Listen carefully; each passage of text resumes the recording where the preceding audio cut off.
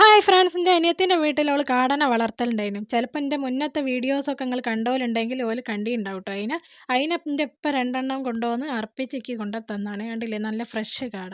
അതിനെ ഞാൻ വീട്ടിൽ കൊണ്ടുപോയി നല്ലപോലെ വൃത്തിയാക്കി കഴുകിയെടുത്തു. 1, 2, 3, 4 2 കാട 4 പീസാക്കി. ഇനി നമുക്കിതൊന്ന് ഫ്രൈ ചെയ്തെടുക്കാം. അതിനായിട്ട് ഒരു മിക്സിയുടെ ജാറെടുത്ത് അതിലേക്ക് ചെറിയൊരു കഷ്ണം ഇഞ്ചി, കുറച്ച് വെളുത്തുള്ളി, കുറച്ച് മല്ലിച്ചപ്പ്, കുറച്ച് പച്ചമുളക് ചെറുതായി അരിഞ്ഞത്, പിന്നെ കുറച്ച് കറിവേപ്പില, പിന്നെ 1/4 ടീസ്പൂൺ വലിയ ജീരകവും, ഒരു 1/4 ടീസ്പൂൺ കുരുമുളകും കൂടി ചേർത്ത് ഞാൻ നല്ലപോലെ അരച്ചെടുക്കുക. കഴുകി വൃത്തിയാക്കിയ കാട എടുത്തിട്ട് അതിലേക്ക് ഈ അരപ്പൊക്കെ ചേർക്കുക. ഇനി ഇതിലേക്ക് പൊടികളൊക്കെ ചേർക്കാം. 1 ടീസ്പൂൺ മഞ്ഞൾപ്പൊടി, കുറച്ച് മുളക് പൊടി, നമ്മൾ കുരുമുളകും പച്ചമുളകും ഇട്ടതുകൊണ്ട് എരിവിനനുസരിച്ച് ചേർക്കുക. ആവശ്യത്തിന് ഉപ്പും കുറച്ച് കോൺഫ്ലവറും ചേർത്ത് നല്ലപോലെ ഒന്ന് മിക്സ് ചെയ്തെടുത്തിട്ട് ഒരു അരമണിക്കൂറെങ്കിലും ഇത് മാറ്റി വെക്കുക. ഇനി ചൂടായ എണ്ണയിലേക്ക് ഞാനിപ്പോൾ 2 എണ്ണം വീതമാണ് ഇത് ഇടുന്നുള്ളൂ. ഇട്ടിട്ട് നല്ലപോലെ ഫ്രൈ ചെയ്തെടുക്കണം. ചെറിയ തീയിലിട്ടിട്ട് കുക്ക് ചെയ്തെടുക്കുക. ശേഷം ഒരു ഭാഗം വെന്തതിന് ശേഷം ഒന്ന് തിരിച്ചിടുക.